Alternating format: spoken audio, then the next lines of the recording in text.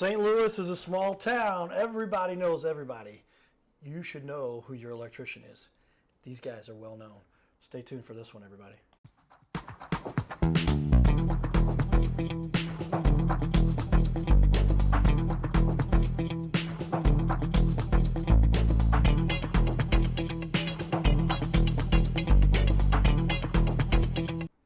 Welcome, everyone, to Your Little Castle Show. It is a small town, and you always better be nice to the people in it because everybody knows everybody in this town. Absolutely. It's the biggest small town in the country, otherwise known as a small.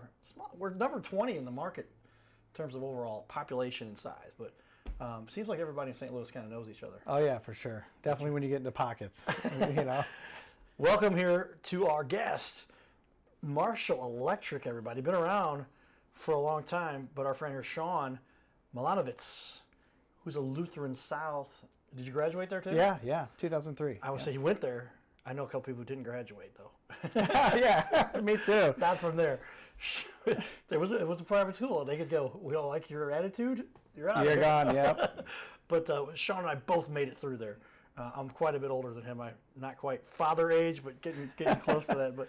But it's cool to have people that, like I said, small town, everybody kind of knows everybody. Mm-hmm. But you played soccer also. Yeah, I did. Just through high school, nothing crazy. I didn't go to college or anything for it. Did he kind of set the world on fire and tell everybody? Yeah, I wish. People joke with me, like, Carter, you tell me all about your soccer stuff. Were you really that good? I'm like, I don't know. I thought I was. So does it really matter? I mean, we're all just having fun anyway. Yeah, right. But you meet a lot of people about playing sports. Shout out, though, to our sponsors. Carroll House Furniture, because you like nice things. Where do you like nice things? In your little castle. Like, where else would it be? Because that's what we all are aspiring to develop, our own little castles. And you're going to have some electrical work done, very likely. So you might as well call somebody you can know and trust. My buddy Sean here, Marshall Electric, will take care of you. Many people then do also have HVAC stuff done too. So partners with us now, working together. They just did our HVAC units. We've got these mini splits. Does it feel kind of cool in here? Yeah, it's working good. And like a week ago, like 3 days ago, you'd come here. You might have seen people. I'm like, here, take this napkin. It gets hot in here. We had portable air conditioners. We finally talked to somebody. And with the history of our company and everything, our credit's doing great. You start a new company. Not a lot of people will give you credit, but we've been doing this for long enough now. So it worked out. But to give a shout out to my buddy Adam, who is the owner and was a guest. And we got to know each other and his team there. At the indoor comfort team. But if you'd like to also invest in your future, get yourself some gold. We'll talk a little bit about that. Gold has gone up, gone crazy over the last 30, 50 years actually, but the last 10, since 2020, it's outperformed the S&P. So with that, let's talk about the fun we've got here in studio, because that's what we all want to hear about. I know that, boy, I could not exist. People, Carter, can you ever just keep your hand off your phone? No, I gotta work. I got to do something productive. I got to be doing something. But electricity, geez, if we didn't have electrical resources, right? How many of us would not be able to wake up every day? Well, I mean, it's very important with anything. We'd be in trouble without it, that's for sure. And it's just kind of crazy if you really analyze just the short history of the United States, which we're coming up on 250 years, right? We've only had electricity now for what, 100 and late 1800s, yeah. I mean, 150. So, yeah, now it's just kind of taking... I was talking to another buddy of mine, and he's like, oh, yeah, by now we have like 4 times as many outlets in our houses that we... Oh, yeah, at least. Power strips and everything else. They keep adding more per code, so... But vital that what you do, what you're providing, is because without this, a lot of people, they do... My dad, I'll never forget, the power went out the house, and he had a... what's the breathing thing that... like an apparatus? Like it's the thing you got to put on your... It keeps him from snoring, etc. Yeah. Gosh, I know the name of it. Somebody chime in here at some point. Comment on our video here when we get done with the recording. But I'm like, oh my gosh. So I went to the Walmart and I bought a power inverter, because that's what you can do. Yeah. I got a power thing and put on a battery that we bought. And I was like, he's got to have this thing. He's like, no, I don't have to have it. It's just kind of a convenience. So I'm like, oh, okay. But that's literally, how often do we depend so much on electrical? Oh, all the time, you know. And if you're out, you're out. Unless you got a generator, you're it's like the early 1800s, right? Yeah. So, well, we saw recently the tornado that came through St. Louis. There was a guy that helped out with a tornado that told me that the most valuable thing he brought with him was little battery packs for people to charge their cell phones.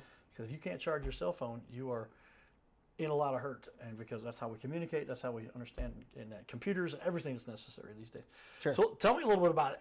Besides being a fellow Lancer, I don't know, you might be the first ever Lancer graduate that's been on the show. Oh, yeah? We had the soccer coach, but he didn't graduate there. And it was the JV coach that was a guest. And talked a little about it. But Lutheran South, a pretty cool little school, right? Based out of St. Louis, South County area. Mm-hmm. What did you enjoy about Lutheran South? And give me I didn't enjoy not having air conditioning.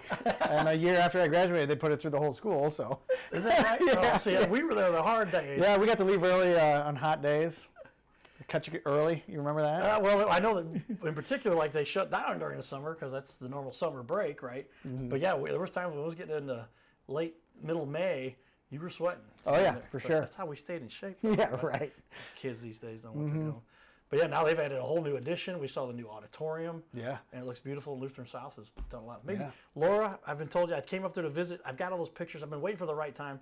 Maybe we'll put some of those up. Maybe on the second show. We're going to do our interview here with Sean. But then you decided, how often do we say, everybody, we got to go to college? I would argue these days may not necessarily be the best option for a lot of people for a number of reasons. We can talk about that. My dad was a college admissions counselor. Love you, Dad. But given the trades, given the technology, given the way the world has gone, you decided to go straight into the electrical field. How did that start for you? Once I graduated, I tried Merrimack in town, MIT, right? It didn't work out so well. So I was selling cell phones at the mall, the Crestwood Mall, good old Crestwood, and a friend of mine just graduated from Rankin and said, you ought to go check it out, and that's what I did. I went down there and checked out their electrical. Yeah, because you can walk out of there within 2 years, is it? Yeah, it's a 2-year program. And then, bam, you're a certified electrician. Those guys are making... Not necessarily certified, but they have job placement, and they can place you, but I went there. I actually went for 1.5 years, but then I got picked up by the union, and I went through the union apprenticeship. There you go. And that's where you really get to learn some expertise. Yeah. 4 days hands-on. Hands-on, right? Mm-hmm. And then 1 day of school. Yeah. And then you moved into the next category, which not everybody wants to be a chief. Not everybody wants to be an owner. But you decided to take that on. Tell us a little bit how that transpired, and now it's Marshall. Yeah. I had made connections through my training over the years. It's a 4.5-year training session, if you will. 8,000 hours. I think it's 10,000 now to become a journeyman. And I did it so long, and I've got 4 kids, and things are getting expensive. So I figured, what's the next step? Where should I take this next? And that's what I did. Yeah, and obviously had some connections there.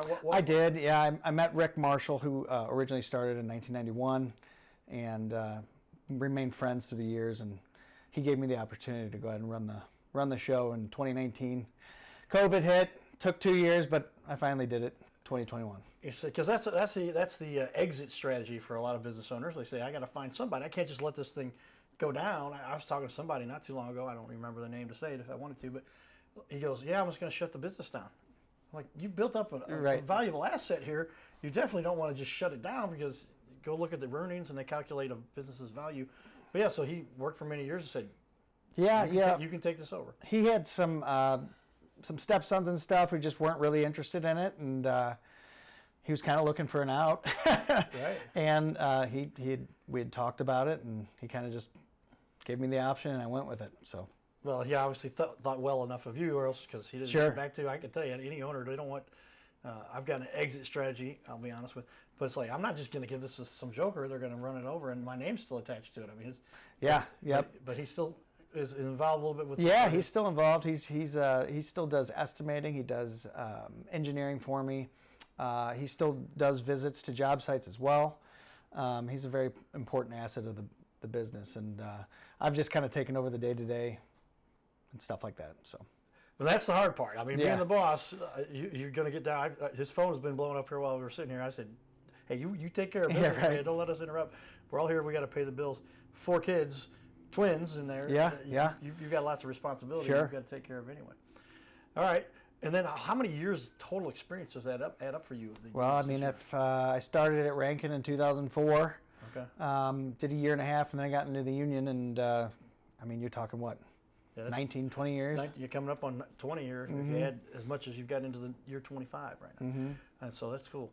Well, tell me, what about this gained your interest, and what's your passion towards all of this? Well, why did you decide this is, you want to become an owner now too? Yeah, I mean, at Lutheran South, you go through the hands-on courses, and I was way more into that, than burying my face in a book. And college just didn't seem like the right way for me, so I really liked working on things, fixing things, and electric just seemed really cool. I watched my grandfather build a house when I was in 8th grade, and I thought the electric was awesome to look at. So yeah, I'll tell you, I do have a particular interest, and I can construct a little bit, but it's the parallel versus series circuit, and now everything is a parallel, not a series. Series is the old Christmas lights. You get one light go out, and then the whole thing's down, right? Yeah. But this parallel now, is that kind of the premise for all of When you wire most things, yes, it's in parallel. There are certain situations where you do have to do things in series, but yeah, parallel is pretty much most wiring. The electricity finds a way to get there, and you've got to have those wires connected correctly. Absolutely. But that's why you need an expert electrician, because you get these things wrong, you can burn down a house. Oh yeah, burn down. Nobody wants that. Could get killed. I mean, we don't want to talk about that. It's touched the wrong thing. It's not good. But that's happened plenty of times with me. But well, okay, that's again, we'd like to emphasize the fact that you do want to hire experts, because my dad would say, if you're trying to cut corners, if you're starting to get cheap, it ultimately becomes very expensive, because electricity. And that's one thing I don't mess with. I can do a little plumbing. Yeah. But I've done some wires, like I swapped out an outlet. And I said, I took a picture of it first, because I'm like, make sure to put the wires the same way. But if you ever moved one of those wires around on me, I'd be like, call the electrician. Yep. How often is that the case? I mean, people. I definitely do get calls of people who, they put new GFIs in or something, you wire it wrong. It can take out the whole line, or, they've tried to fix something in their panel and it's just not pretty, so I'll come out and fix it. And that's just where you're getting started. Then you get to where you're adding an addition to a house, or you're wiring an entire house. Where do you get most of your work? What are most of the projects that you do? We do commercial, we do residential, we do even some industrial. I worked in a lead smelter over in Granite City, and man, terrible job, but we did it. A lot of it's residential. We do have a decent amount of commercial clients as well, and whatever you need, we can do it. Okay, all the way from the basic swapping out a GFI, which is, that's not even the most basic. Like the most basic might be like, I don't know, adding a new light fixture. Drop a fixture and hang a fixture. And so now I got to pull that out and I'll put a ceiling fan in its place. Maybe the average person who has some adaptation can handle that. Yeah, that's possible. Beyond that, man, I just personally, I get nervous about anything beyond that. Is that a good policy? Yeah. I mean, I've definitely gone and fixed people who just even screwed up the basics, right? But we can wire custom homes. We've done that. Anything you need, we can make it happen. We do a lot of electrical services, and we've also helped with that tornado that came through in May. Put a lot of services back up, got a lot of people back on pretty quickly. Yeah, so. Back to how critical is it that we have electricity? Oh yeah, I mean, and the United States is in a position right now. Some people may study this a little bit, but AI and all the CPU and the GPU, so the graphic processing units, they have to crank out all this to do the simulations and do the AI and all that stuff, and we're lacking power in the United States. A lot of people Absolutely. And so, is there going to be now more coal, more solar, more nuclear? My brother's actually in the natural gas industry, and a lot of these data centers are becoming their own power plants because they demand so much power. So it's only going up from here. I can say that, Yeah, they're talking about it. Just as a side note, it's kind of relative to this, but I can imagine. And then you get into the argument. Like, there's a lot of people like, oh, nuclear is dangerous. Well, only if it's not handled correctly. It's actually safer than most people think. Yeah, I was going to talk about blowing up gasoline tanks. That's dangerous. Gas and all the other forms of that oil. But yeah, I mean, nuclear, if it's handled and managed properly, it can be one of the most efficient and safest. Yep. Obviously, you got a little byproduct, but it's very safe now, especially with technology in the last 30 years. And have you heard? I've heard that China, who did not have as much, how do I say this without getting in trouble with somebody, but they just literally like nuclear, whatever, and they just they've built like 47 nuclear plants, and we've got some catching up to do here in the United States. Yep.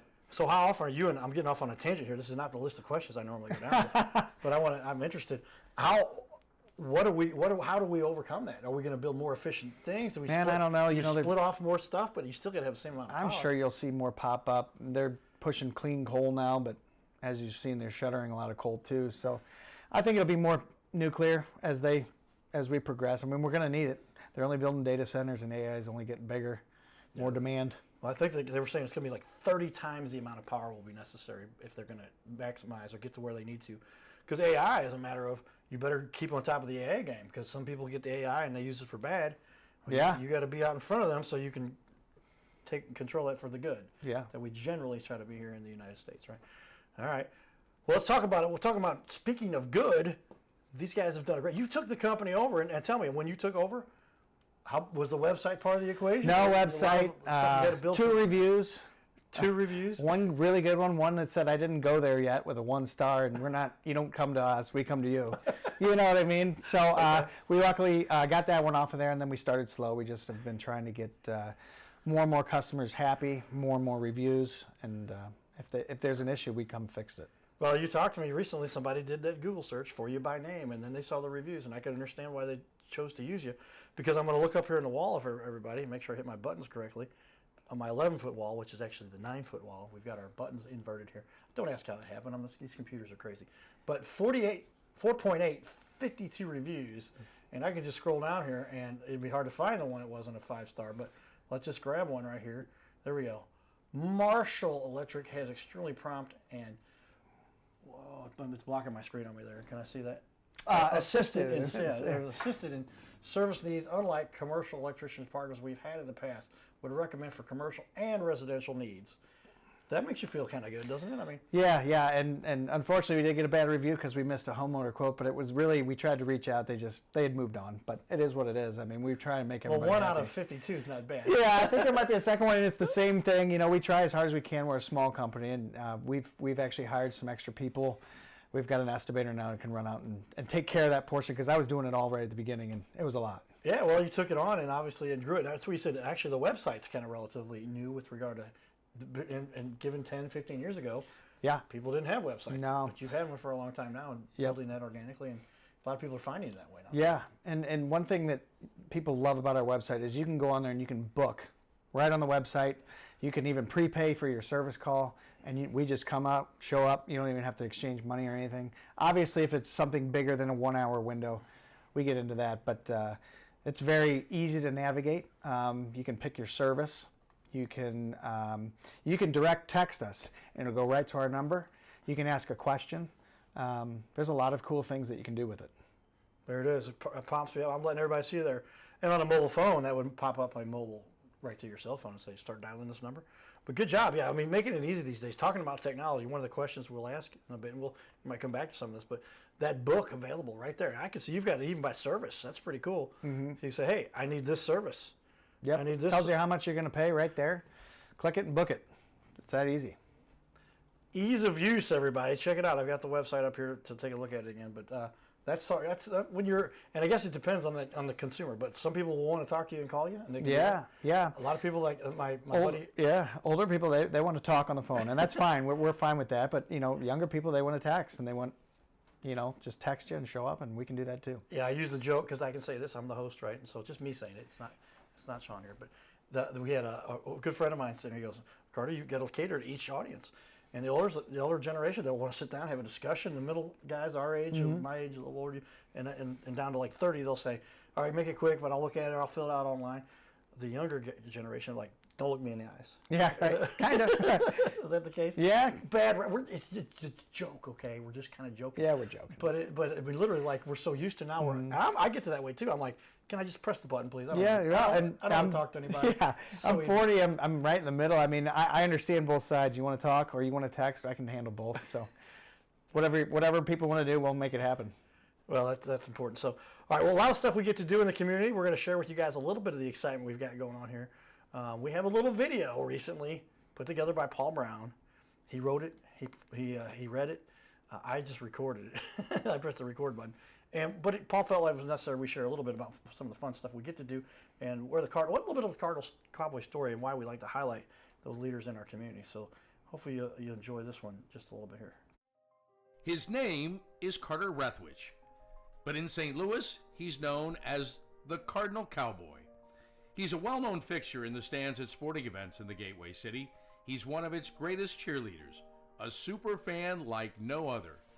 When he makes his rounds at almost every home game, he shares his love for sports with the rest of fandom with a smile, a cheer, some positive encouragement, and lots of selfies and pics.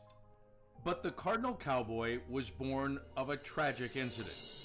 Rethwish was an aspiring athlete in high school and college. He dreamed of playing in the big leagues, but those dreams ended when he and 3 of his college friends were hit with a devastating crash by a 5-time drunk driver. One of his best friends died. Carter suffered a critical head injury. The trauma put him in a coma for 6 days. The doctors said he was never expected to function again. Those expectations never came true. He fought back and finished college. He was determined to prove the doctors wrong. Among other inspirations, it was his love of baseball that kept him going.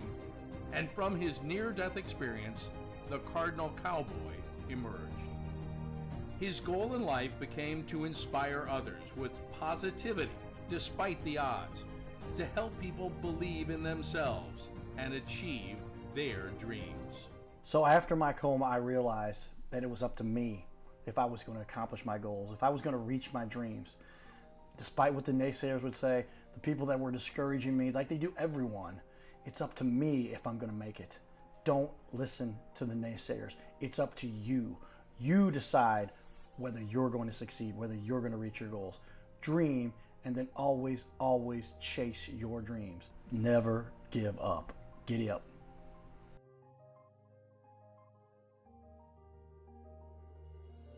More fun Cardinal fans, everybody. Ben and Max. Ben, how long have you been a Cardinal fan?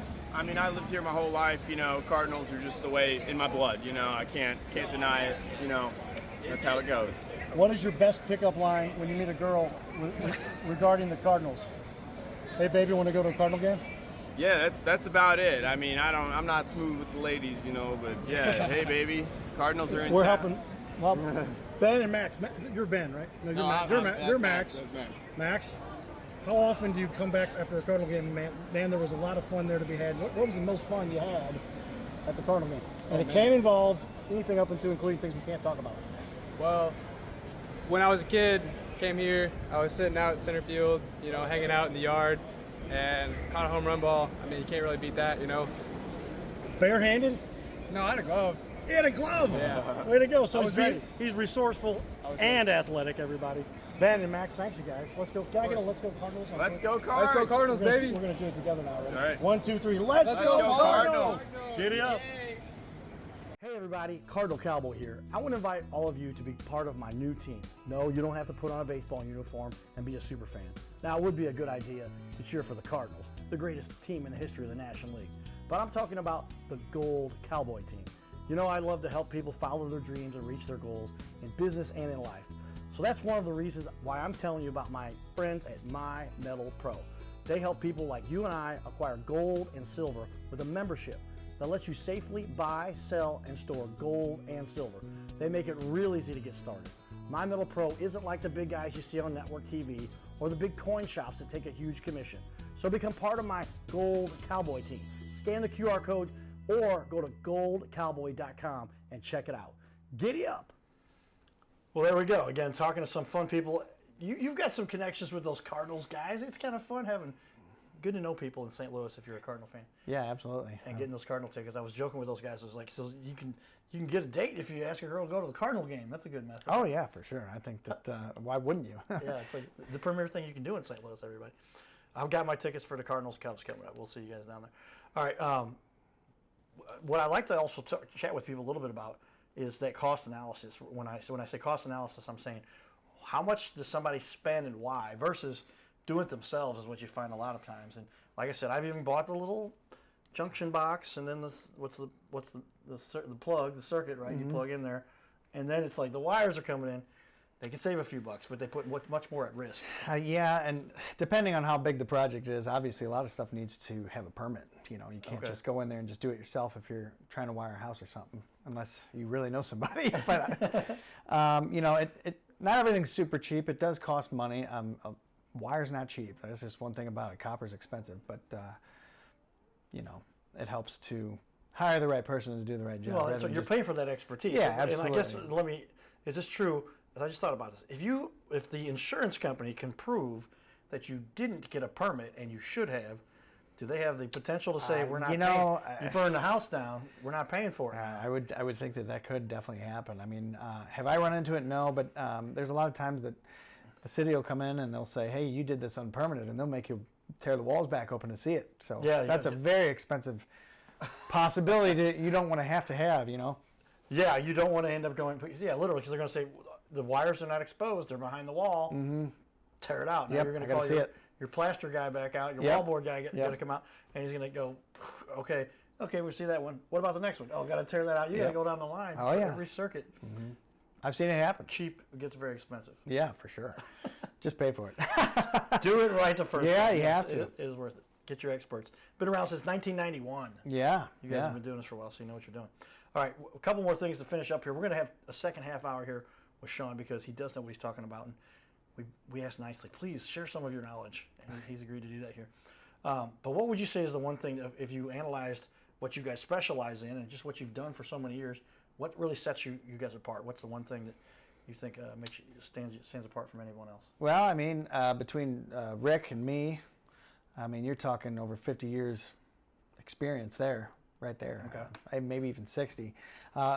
We've been around the game. We've done this a long time. We do have some younger guys that we're personally training to our standards, so people are happy with the work. It's clean work. It's good work, and just makes everybody happy. And it's a good, clean install. Well, I put up there on the wall for everybody to see. Yeah, I mean, there's no substitute for experience, right? Because we can go to all the school we need to, and you did that, and you got passed, and you got your journeyman, you've got a certified electrician. Obviously, it's part of this whole, or else you can't have an electrical company here in Missouri. Is that right? Yep. But that experience, hands-on, when you get to learn, here are the things that can cause things to go wrong. Absolutely. And you've got over 50 years between just the two of you guys. Yeah, just two of us, and there's other guys who've come in. How many other guys you got working with you too to bring some more experience? Yeah. For sure. We've got some guys that used to work with Rick, and they're back, and one's a 30-year guy. You know, we've seen a lot of stuff in those years. And when you come out to a service call and you've been in it so long, it makes a service call go smoother and quicker rather than sending a guy out that doesn't know what he's talking about, you know? Yeah, how many times have we seen that where you see the guys chit-chatting, asking each other questions? It's like, I thought you guys knew this before you came in here. Yeah, right. You're going, I can go look it up on YouTube too. But hopefully, I mean, that's not what we're paying for. You want to have the experts because time is money too. And if they're billing by the hour, would you rather have somebody who doesn't know what they're doing, who's going to spend 2 hours on it, and you could have had it done by somebody who doesn't know what they're doing and spend 1 hour, even if the hour was absolutely twice as expensive. You end up with the same cost, but you got the expert that did the work. And that's why you want to have the journeyman and the experts and the master electrician and everything, certifications. How many years? You are over 20? Yeah. And then Rick was, he started in the 80s. I mean, and he's still in the game. So, you know, you're talking 40, 50 years there too. So plus the other guys. So you got to have close to 100 years. Oh yeah. I mean, we got two other guys that are 30-year guys too. So. All right. Stay tuned for more, everybody. This is the Your Little Castle Show. We'll be back with some more expertise from our expert, Sean Milanovits, Marshall Electric. Giddy up.